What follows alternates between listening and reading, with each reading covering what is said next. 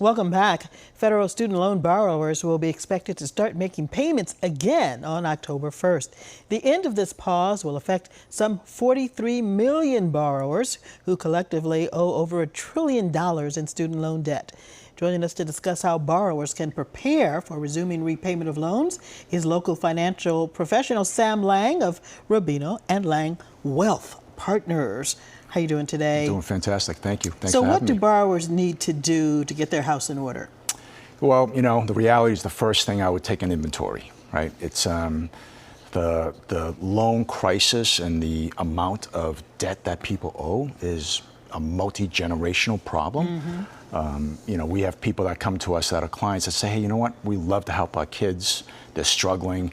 The largest amount of debt for student loans is not the 20-something-year-olds, it's actually the 40-something-year-olds, right? So you're dealing with, you know, saving for college and trying to repay your loan. So trying to retire. Yeah, and trying to retire. So I would say the first thing is you got to get a handle on what you owe and then maybe try to refinance some of those loans. Now, we have a list here of some your quick tips. Let's take a look at this graphic. You just said take inventory of your loans. What else should we be thinking about? You know, some of the folks might be getting a tax refund, right? So if you can chip away at paying off those loans early, use the tax refund and retire that debt sooner rather than later, that would be very, very helpful. And what about automating your payments? Yeah, automating your payments, that's a great way to sort of have a little bit less in terms of interest. So the government will say, hey, if you put yourself on auto pay, don't pay yourself first, pay us first, we're going to reduce your interest rate by 1/4%. So that's a good tip to take. And that, because when you set up the auto payments, then they know that the money's coming. Precisely. And it also helps build your credit because it's received on time. That's exactly right. Okay.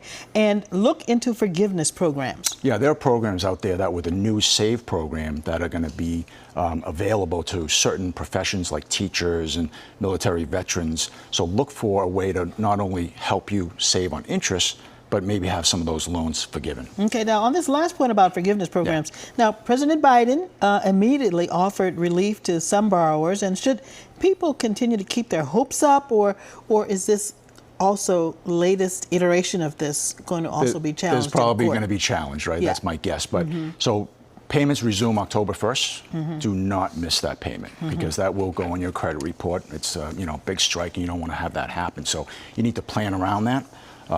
You know, there might be opportunities for people, as we said earlier, but maybe you might have to cut some expenses and just, you know, go at it and pay that loan off. Now, is there any benefit, if you can't make the loan payment, is there any benefit to just paying the interest?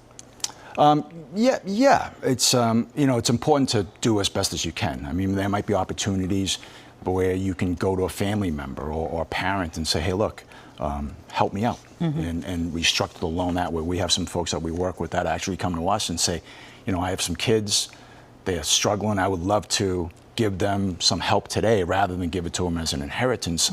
So it might be a win-win situation where you can pay your family members, structure a note, maybe 5%, whereas you're paying, say, 8% for the loan. So it's a win-win for both. Okay, that's a good tip. Yeah. Now, according to a 2022 survey done by the nonprofit The Education Trust, Black women have 43% more undergraduate debt and nearly 99% more graduate school debt than their white women counterparts 12 months after graduation. So with so much debt, what else can these women specifically do to become financially secure? Or should they focus on paying off the student loans first? Listen, maybe both, right? It might have to be a situation where you get a part-time job to pay off that debt. I mean, unlike say, a mortgage where you have collateral on your house, you can't pay the debt. Well, you can sell the house and pay off the bank. You know, you can't sell your education. So it's important to, whether you're, you know, Black, Asian, white, to really go and, you know, build a good foundation. Save. Earlier, somebody said save, save, save. I love that. Yeah. And I think it's a really good way to, you know, again, chip away at the loans. Sam, while you're sitting here, we're going to take advantage of all of your knowledge. Okay. What other financial tips can you give us to help us improve our financial health? I mean, we were talking about earlier inventory. I think a lot of times people, you know, especially, so I'm in my 50s, we're working, we're saving, we're paying off debt, we're putting kids through college and marriages and what have you. You know, we work so hard. we find a lot of people that have what we call that financial junk drawer. They just have accounts everywhere, which is a very different than, say, having a comprehensive written financial or retirement plan. So if there's any tip, get your financial house in order, know where you are, know if you're going down the right path. And money's hard to talk about. It is. My parents are first generation from China.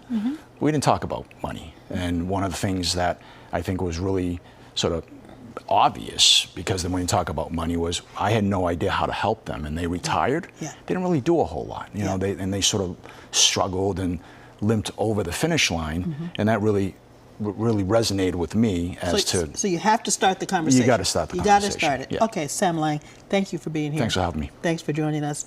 And thanks to all of you for watching today. Be sure to follow us on Facebook, Instagram, and Twitter at CityLine5. And you can follow me on Twitter at Karen Holmes Ward. Have a great afternoon.